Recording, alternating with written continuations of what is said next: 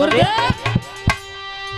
टंगा पे पारी रोए टंगा रे भजन में बाबा बहुत पारो टंगा रे भजन में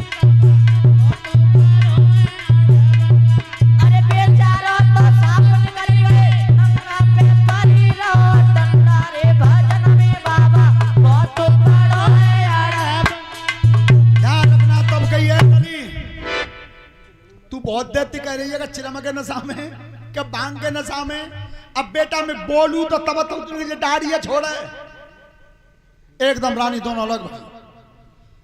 कहो महाराज बेटी सत्य बताना झूठ मत बोलना मेरे सामने। क्या जब बालक ने अगर पैदा है कि दूध पियो है अब तक तो पियो ना, अगर ना पियो तो ये संत की बाणी का दूध पिला के दूंगा तुझे। बस सही बोलना झूठ मत बोलना, क्योंकि महात्मा समझ गए थे बाकी शरीर को देख के जा में हड्डी नहीं है केवल मांस है और श्वास चल रही है। सो दोनों ने हाथ जोड़े बाबा जादंती पैदा हुए तादंती जाई के मुंह में देख रहे हैं पर न तो आज रोयो और न जाने करवट बदलो न जी काउलंकू हारो और न जाने दूध पियो। तो चल बेटी चल जा बच्चा को लेके तू दोनों बहन और मेरे आश्रम पर चलो।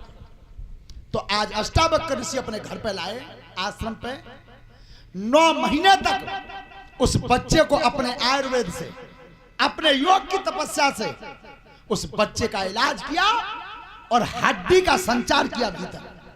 और जिस समय हड्डी का संचार पूरे शरीर में हो गया था उसी समय बच्चा ने रोना आरंभ कर दिया और दूध पीना शुरू कर दिया। यह है संत की कृपा।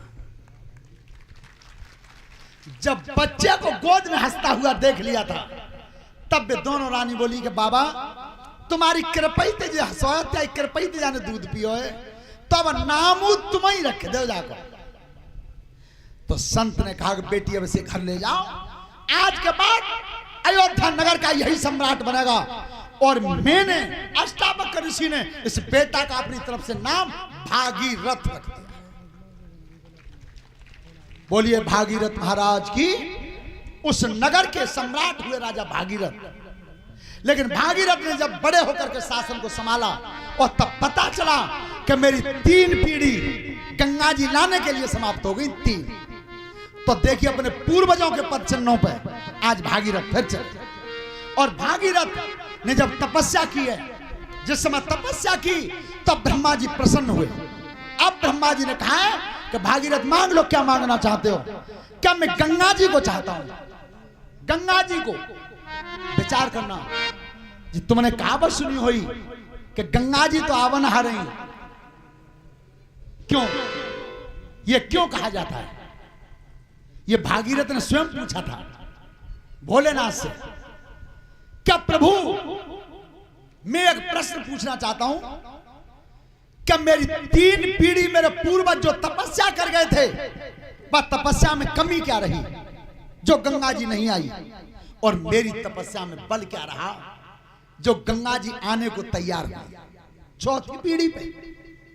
तो भोलेनाथ ने जवाब दिया कि भागीरथ जो तुम्हारे पूर्वज वो संत का अपमान कर गए थे, इतना बड़ा पाप किया था कपिल मुनि का अपमान करके, वो जो पाप बन गया था वो तराजू के पला में वो पाप रहा एक तरफ और एक तरफ 3 पीढ़ी की तपस्या रही।